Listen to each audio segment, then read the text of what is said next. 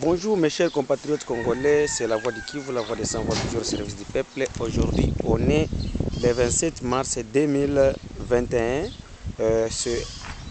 À peu près, il ne nous reste que 2 jours dont nous allons assister le dialogue qui sera tenu à Kinshasa, dialogue intercommunautaire. Et c'est pourquoi aujourd'hui, nous sommes ici nous allons parler avec la jeunesse du Sud Kivu pour en savoir de plus si réellement pourquoi il n'y a pas la paix à l'est du pays. Pourquoi nous ne voulons pas avoir la paix? Parce qu'il y a beaucoup de gens qui nous ont déjà posé de telles questions. Pourquoi il n'y a pas la paix? C'est pourquoi aujourd'hui, en face de nous avons un jeune. Il est originaire du Sud Kivu. Il va se présenter et puis il nous dira à ce qui concerne les dialogues qui se tiendra à Kinshasa. Pourquoi les jeunes ils sont derrière les groupes armés et pourquoi nous n'avons pas la paix, pourquoi les jeunes se rallient derrière les groupes armés. Donc nous parlerons beaucoup de choses aujourd'hui. Suivez. Bonjour mon frère. Oui, bonjour. Est-ce que pouvez-vous se présenter? Oui, je me nomme Sengoy Alain. Je suis ressortissant d'ici Kivu, territoire de Fizi, mais je vis à Ouvira. Je suis quelqu'un qui est épris par la situation du pays. Et quand je me retrouve en face d'un journaliste comme ça, il y aura quelque chose que nous pouvons nous échanger, que l'on essaie d'analyser ensemble sur la situation qui se pose dans notre pays autour des questions qui soient sensibles. Oui, monsieur Alain, aujourd'hui nous savons que les délégations de Babembe, Bafuliru, les Moulengue et les autres, ils sont en route. Ils vont quitter Bukavu aujourd'hui pour Goma et Goma demain pour Kinshasa. Alors, pourquoi il n'y a pas la paix? Ça va, la paix est tributaire de tout développement. On ne peut pas avoir un développement sans paix. Et c'est une chose qui est c'est l'idéal de toute chose. C'est une chose que tout le monde est en train de prétendre. Mais s'il n'y a pas la paix, c'est une question, c'est une problématique que tout le monde peut penser à analyser. Et tout celui qui est jeune est en train de se retrouver dans la situation de vouloir trouver une réponse là-dessus. Chez moi, ce que je peux mettre en avance, je mets des points très essentiels selon ce que je vois, les contextes dans lesquels nous sommes en train de vivre. Certains pensent que la situation qui amène l'insécurité ici chez nous, c'est le manque d'emploi des jeunes. Moi, je peux le mettre en second lieu parce que j'ai dit qu'il y a des aspects. Et parmi ces deux aspects, je vais prendre d'abord le premier, c'est celui qui consiste à déterminer les éléments des incursions ou infiltrations que nous avons commis et qui n'ont jamais trouvé de solution.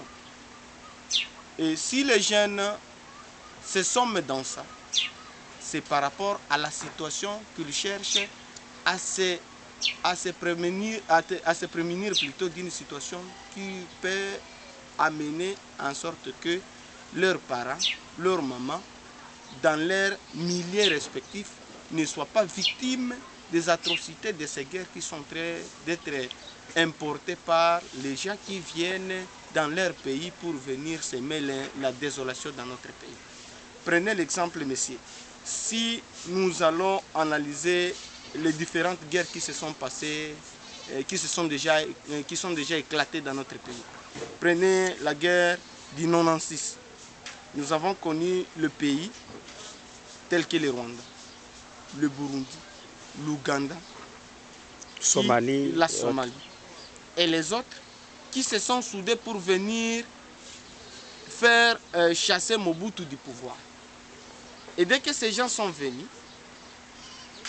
ils ont fait tout ce qu'ils ont fait, ils ont endeuillé le pays. Et dès que l'opération a été déclenchée, on est arrivé à un moment donné où Laurent Désiré Kabila s'était autoproclamé plutôt comme président de la République. Et par la suite, les choses ont essayé d'être géré de la manière que ces gens n'ont pas pu vouloir. Et en 97, nous avons connu une autre guerre qu'on a appelée, ou bien en 98, qu'on a appelée la guerre de la RCD plutôt. Après que cette guerre puisse avoir lieu, une communauté, les ressortissants d'un pays qu'on appelle le Rwanda, se sont distingués à d'autres communautés qu'on estime que ce sont des communautés des autochtones qui a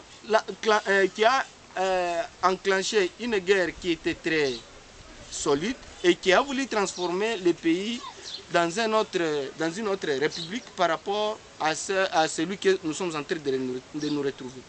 Mais par là, les jeunes, le vieux et le vieillard, ceux qui ont eu le cœur dur, ont accepté chacun de prendre même une pierre, la lance, une machette,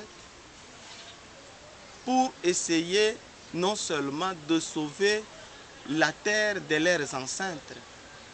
Et cette façon de faire a permis les gens de freiner toute la stratégie et la politique qui était initiée envers le pays.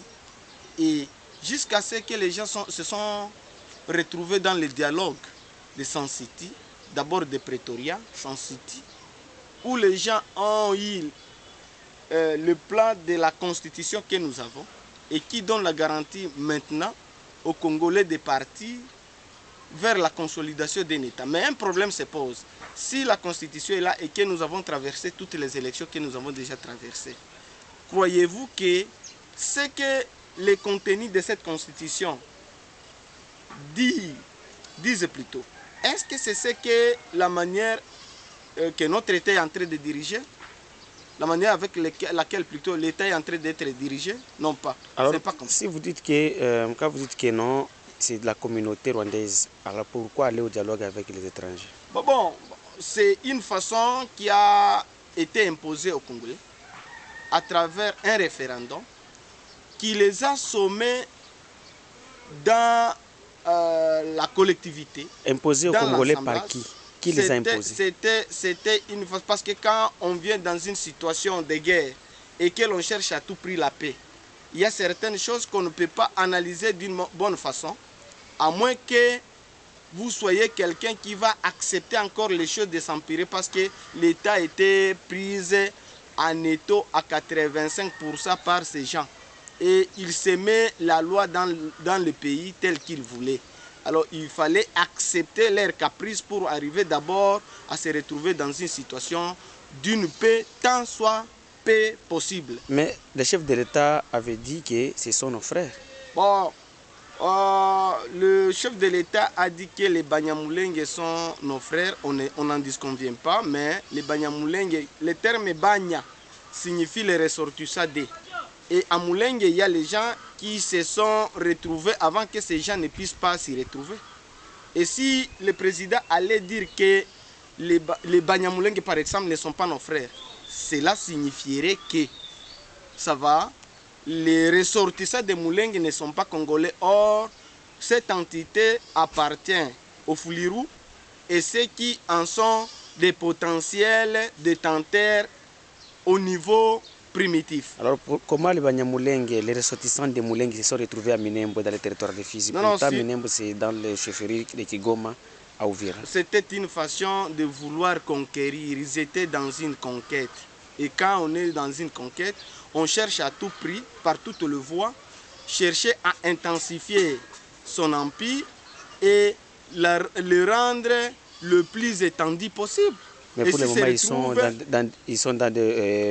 ils sont dans l'armée, ils sont, je ne sais pas, des GERA, des DGI, quoi. S'ils se retrouvent dans ces institutions-là, je vous avais dit bien avant que c'est eux qui se mettent la loi. Et quand je suis en train de se retrouver à un lieu où c'est moi qui suis en train de distribuer les choses, croyez-vous que je peux me soustraire autour de ce qu'ils sont en train de partager? Ils se sont donnés corps et âme, et avec le système qui a existé, qui a prévalu, l'ancien système, tout le monde le connaît, celui qui a été remplacé par M. Chilombo. C'est un système qui les avait mis au sommet de toutes choses Et ils se sont sentis comme si le pays d'abord leur appartenait avant d'appartenir les autres. C'est pourquoi ils ont pris de gros morceaux, de grandes... Alors, parlons du dialogue et de la paix.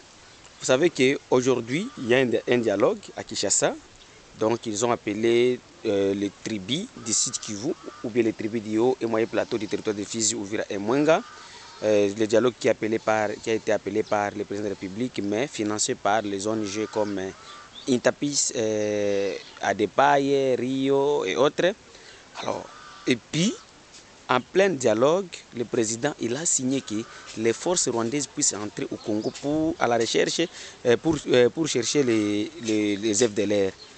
Que dites-vous comme un citoyen d'ici qui vous... Pour le président, c'est un échappatoire de vouloir ne pas dire aux Congolais la vérité. Si la République peut accepter aux ONG comme partenaires d'agir à sa place, c'est une faiblesse, quelque part.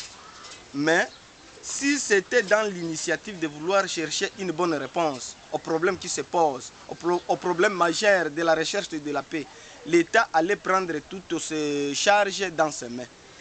Parce que tu ne peux pas te doter d'une femme que tu seras en train d'être ressourcé les moyens d'existence par quelqu'un d'autre qui soit à côté. Sinon, toi tu deviens Mario et l'autre là, c'est bien lui le vrai mari.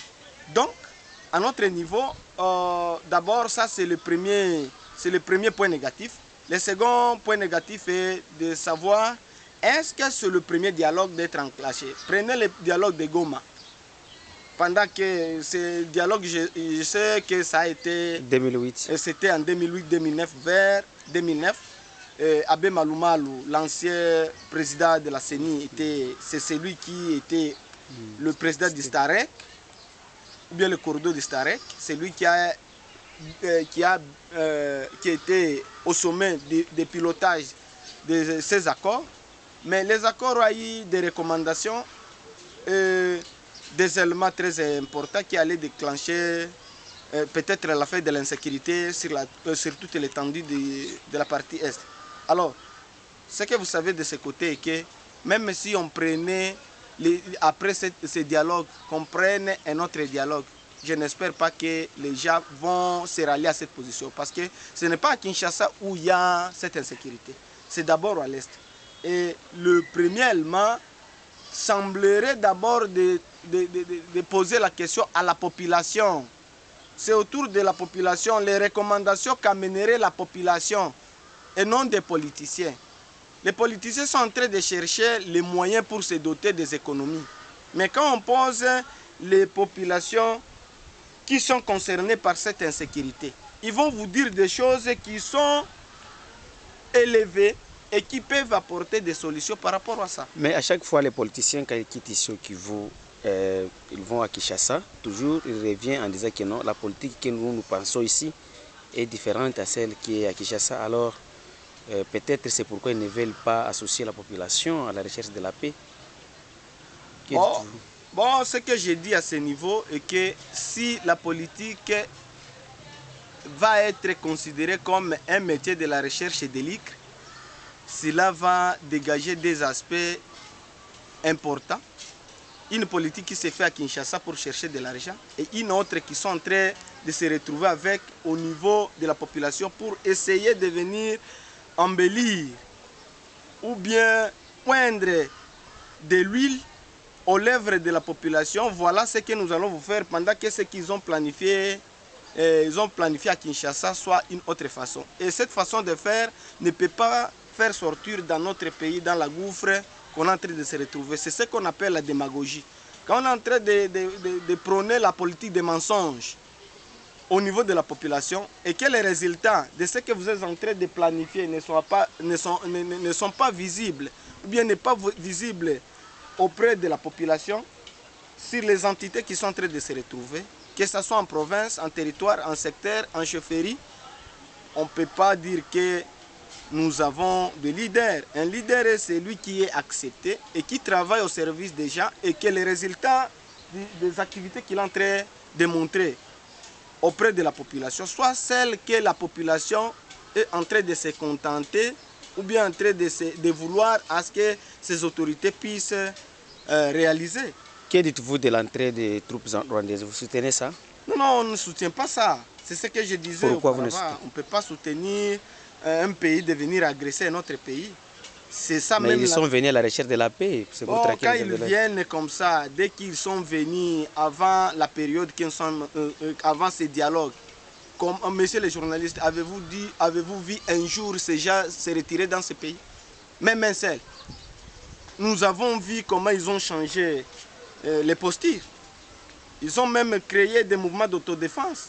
Ils s'appellent qu'ils deviennent des autochtones, pendant que les autochtones sont là. Et quand les autochtones cherchent à se prendre en charge, c'est tout l'arsenal militaire du pays qui est en train d'être organisé pour venir mater ceux qui ont le plein droit de vouloir faire en sorte qu'ils puissent vivre en quiétude, ou bien leur pays, ou bien leur entité ne soit pas victime d'une insécurité. Ok, pour aller terminer, que dites-vous de ces dialogues-là? Alors, quel conseil pouvez-vous donner à ceux qui vont participer au dialogue à Kinshasa et aussi au président de la République pour avoir autorisé les troupes rwandaises d'entrer au Congo? Si je serais moi, si Tshilombo serait moi, c'est ce que je voulais dire, excusez. Si le président de la République, Félix Antoine Tshilombo Tshisekedi, serait moi, j'allais d'abord consulter les mouvements d'autodéfense nationaux. Ces mouvements me diraient quelque chose que je pouvais aussi capitaliser ensemble avec mes conseillers et prendre des recommandations qui s'imposent à l'interne. Les problèmes de la RDC, quoique on ne peut pas se restreindre au niveau de la diplomatie, mais on ne doit pas prendre chaque chose et la transformer à la diplomatie. Nous avons les Rwandais, les Rwandais plutôt, les Ougandais, les Burundais, les Somaliens ont endeuillé ces pays il y a longtemps.